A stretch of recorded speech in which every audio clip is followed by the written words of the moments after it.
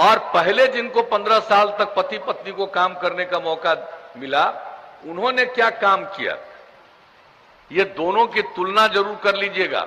आप सबसे मिलकर खुशी है और आपके बीच में हम ज्यादा समय तो अपनी बात नहीं रख पाएंगे, लेकिन हम इतना ही कहना चाहते हैं कि आपने हम लोगों को काम करने का मौका दिया। उसके बाद जितना काम हुआ है और पहले जिनको 15 साल तक पति पत्नी को काम करने का मौका मिला, उन्होंने क्या काम किया, ये दोनों की तुलना जरूर कर लीजिएगा। जो लोग परेशान थे, शाम होते घर से नहीं निकल पाते थे, अपराध की कितनी घटनाएं घट रही थी, कितने नरसंहार होते थे, कितने लोगों का अपहरण होता था, कौन सी घटना थी, ये किसको मालूम नहीं है। क्या बिहार का विकास था? कोई काम होता था? काम करने वाले लोगों को तो लोग इतना तंग करता था कि कितने लोग हैं जो व्यापारी लोग बिहार से भाग करके लोगों को जाना पड़ा था बिहार के बाहर।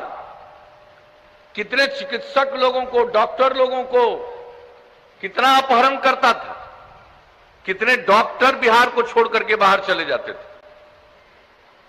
और जब आप लोगों ने काम करने का मौका दिया, उसके पहले हमने एक ही बात कहा था, हमने कहा था कि न्याय के साथ विकास के रास्ते पर चलेंगे, और उसका मतलब है हर इलाके का विकास और समाज के हर तबके का उत्थान। और हमने सब इलाके के विकास के लिए काम किया, हर समाज के तबके के उत्थान के लिए काम किया। जो किनारे पड़े थे, जिनको कोई पूछता नहीं था, उनको भी मुख्य धारा में लाने के लिए हम लोगों ने उनके लिए विशेष पहल की। चाहे वो महिलाएं हों, अनुसूचित जाति जनजाति के हों, अति पिछड़े वर्ग के हों, अल्पसंख्यक समुदाय के हों, उनके लिए और विशेष काम जो करना था वह भी काम हम लोगों ने किया, ताकि समाज के हर तबके का उत्थान हो और समाज आगे बढ़े। महिलाओं की कैसी उपेक्षा थी जरा बताइए।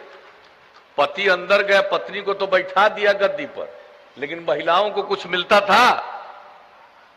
चुनाव कराए थे 2020 में पंचायत का, कोई आरक्षण था महिलाओं के लिए? किसी के लिए कुछ था?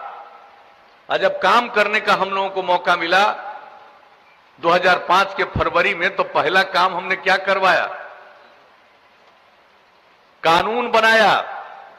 पंचायती राज संस्थाओं में, नगर निकायों में महिलाओं को 50% का आरक्षण दिया। अब कितनी बड़ी संख्या में 3 चुनाव हो गया, कितनी महिलाएं अब जनप्रतिनिधि हैं, कितनी इज्जत बढ़ी। लड़कियां पढ़ नहीं पाती थी, उनके पढ़ाने का इंतजाम किया। पोशाक योजना, साइकिल योजना। मैट्रिक में 9वीं क्लास में लड़कियों की संख्या उस समय, इतनी बड़ी आबादी का राज्य, 1,70,000 से भी कम था। और अब जब हम लोगों ने काम किया है, अब लड़का और लड़की की संख्या मिडिल स्कूल में भी बराबर हो गई। तो हम लोगों ने समाज के हर तबके के उत्थान के लिए काम किया। कौन पूछता था अति पिछड़े वर्ग को? जब वो भी जनप्रतिनिधि बने तो उनका भी सम्मान हुआ। और आज क्या स्थिति आई है?